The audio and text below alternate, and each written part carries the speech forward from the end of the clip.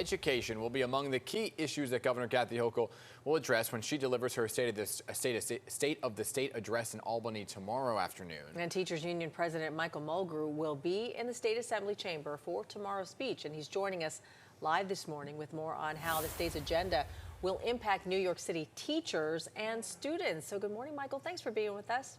Good morning, everybody.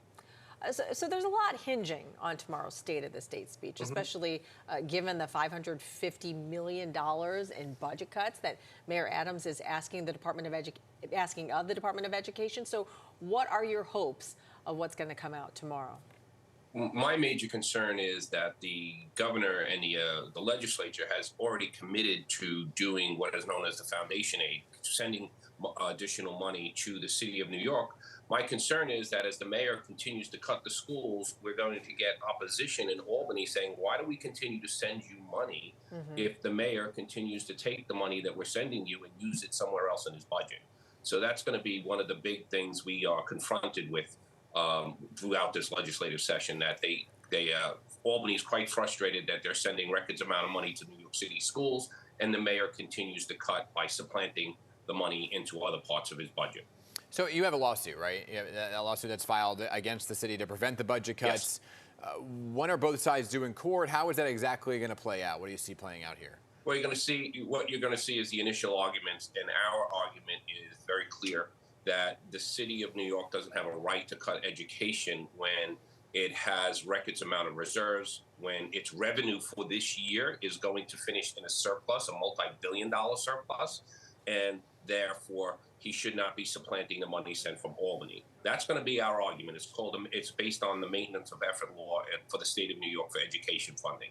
They're going to claim they have future debt, but every administration always has future debt. That's the way the budget goes. So it was just they went too far, and we felt we had to challenge it because it was the right thing to do. So you're looking to restore funding to last year's levels, right?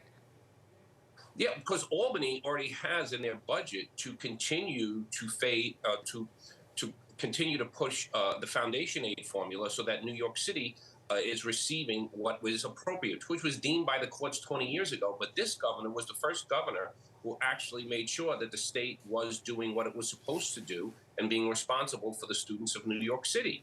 The odd thing here is we finally, it took over 20 years to get that fixed. And it was parents and teachers and elected officials lobbying for it. We finally get that, and then a mayor starts supplanting that money out into other parts of his budget. So it's like the kids can never win for some reason on the political spectrum. So speaking of lawsuits, and we'll get back to the budget in a second, I want to ask you a question about congestion pricing, because this came out over the weekend, and how the UFT is going to actually pay the tab for the legal bill in a lawsuit. So what exactly are you paying for? We'll pay for the legal fees involved with the lawsuit itself. This is something we feel very strongly about because this was sold as a common good. We were supposed to get better air quality for the city of New York, less congestion for the city of New York, and raise revenue for the public transportation. And then we looked at the papers that were filed by the MTA, the assessment done by the federal government, and it seems that 4.5 boroughs are going to get worse pollution, and only a half a borough gets less pollution. We're like, what is this? Are you kidding me? This is not the way this is supposed to work. Right. So the reason I'm asking about you and the lawsuit is because where does the UFT fall into this, right? Because it was really the boroughs that were filing the lawsuit, Vito Fossella on Staten Island.